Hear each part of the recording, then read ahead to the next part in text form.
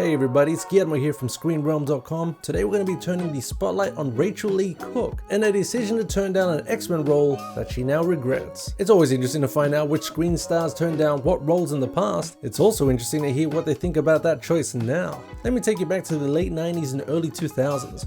Rachael Leigh Cook was a young star seemingly on the up and up. In just a small window of a few years, Cook had major roles in a number of mainstream studio flicks, such as Antitrust, Get Carter, Josie and the Pussycats, and of course, teen rom-com She's All That. The critics didn't quite warm to those movies, but they were nevertheless known enough to make her a name during that period. While Cook has had a more or less steady flow of work over the years, that sizable limelight has arguably lessened. But what if she had starred in the X-Men franchise? Of course, it's easy to speculate. As it turns out, Cook turned down the role of Rogue in the 2000 Bryan Singer-directed Marvel comic book adaptation, X-Men.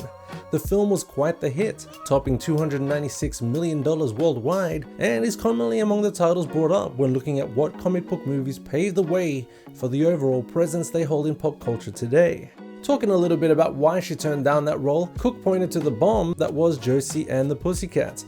While that Archie Comics inspired musical comedy has gathered an appreciation and cult following over the years, it was a disaster when it was released, making just $14 million worldwide from a budget of around $39 million.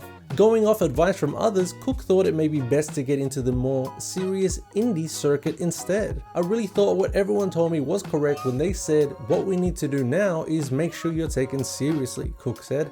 "I definitely did things for the wrong reasons." And so, when the offer for X-Men came along, Cook opted to work on a number of smaller films instead and avoid green screen work altogether. The part ended up going to Oscar winner Anna Paquin, who had coincidentally worked opposite Cook in She's All That. Paquin would go on to play Rogue in another 3 films in the X-Men franchise. "As soon as I saw the posters for it, I knew that I'd made a mistake," Cook said, describing the decision to pass on the role as a huge misstep.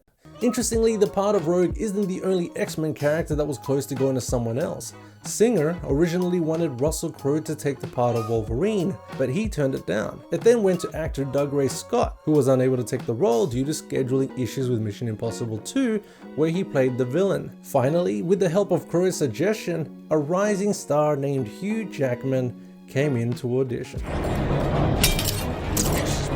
Cook can be seen in Netflix's gender-flipped She's All That redo, He's All That.